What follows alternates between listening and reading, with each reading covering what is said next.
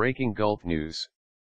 Havana, Pope Francis headed to eastern Cuba on Monday to celebrate the second Mass of a trip that has earned him praise for aiding the communist ruler's rapprochement with Washington, but during which he has steered clear of overt politics. He was the first pope to visit Holguin, capital of the province where the Castro brothers, Raul and Fidel, grew up. On nearly every block, posters welcoming the pontiff adorn doors and telephone poles, while bike taxis and horse-drawn carriages traverse below the yellow and white flags of the Vatican, fluttering alongside Cuba's red, white, and blue.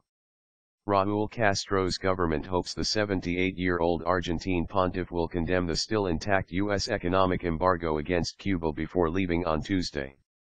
Critics of the one-party state want support for dissidents, some of whom have been denied attendance at papal events. In his first 2 days, Francis has stuck largely to spiritual messages in speeches, though he has also called for tolerance of different ideas and urged the old Cold War foes to deepen their détente after this year's restoration of relations. The 78-year-old Pope was visibly tired by the end of his packed itinerary Sunday, when he delivered Mass to hundreds of thousands of people on Havana's Revolution Square, met both Castro brothers, gave an off-the-script speech to local clergy and then addressed a crowd of young Cubans, all in the tropical heat. Francis met Fidel Castro, 89, at his home in Havana, then held a closed-door meeting with Raul, 84, at the government's headquarters. Vatican spokesman Federico Lombardi said the Pope had a very informal and friendly conversation with Fidel, who stepped down in 2006.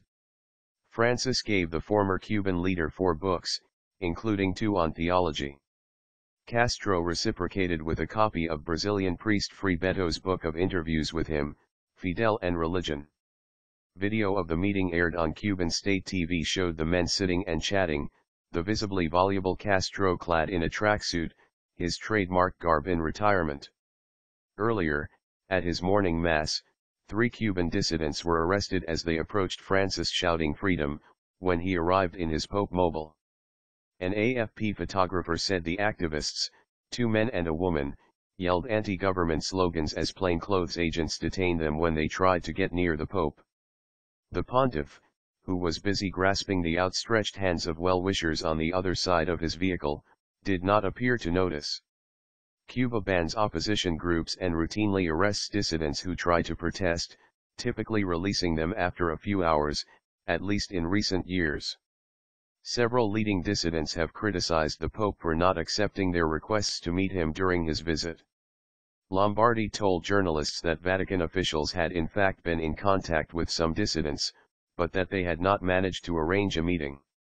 The Pope will leave from Santiago Tuesday for the United States, where his itinerary includes stops at the White House, the U.S. Congress and the United Nations General Assembly. The trip carries the added symbolic weight of the US-Cuban rapprochement that led the Cold War foes to restore diplomatic ties in July, a reconciliation the Pope helped bring about in secret meetings. He will be greeted at the airport by a local children's choir before Mass in Holguin's Revolution Square, under the gaze of a giant depiction of the Virgin of Charity, Cuba's patron saint, recently affixed to a neighboring apartment building. Before thousands, the pontiff will deliver his message from beneath a life-size crucifix shipped in from a neighboring province before flying to Santiago de Cuba to pay homage to a shrine of the Virgin. The decorative awning constructed in the square blocks a permanent monument to Cuban independence heroes just beyond, and is sandwiched between 2 new billboards, one with a biblical quote and another citing national hero José Martí, "Man died one day on the cross. One must learn to die every day on the cross. Believer or non-believer, we believe in the Pope," said Yami Mendez, a retired schoolteacher in Holguin who is not a Catholic but, like most Cubans, holds Francis in high esteem.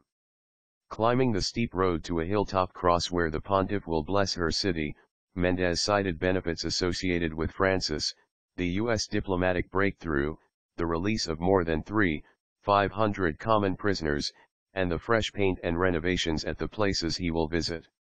In his first 2 days in Havana, the Pope met Cuba's Fidel and Raul Castro. But there was no encounter for dissidents, several dozen of whom have been detained to keep them away from the Pope, according to a local human rights group. 3 were dragged away from Revolution Square on Sunday before the Pope celebrated Mass for tens of thousands. The Castro brothers, both baptized Catholics and educated by Jesuits, repressed the church after their 1959 revolution but relaxed that stance from the 1990s and have now seen 3 pontiffs visit them in less than 2 decades. Francis, who has provided a crucial backchannel for messages between Havana and Washington over the past 2 years, will fly from Cuba to the United States on Tuesday. There, he will meet President Barack Obama and address both the U.S. Congress and United Nations.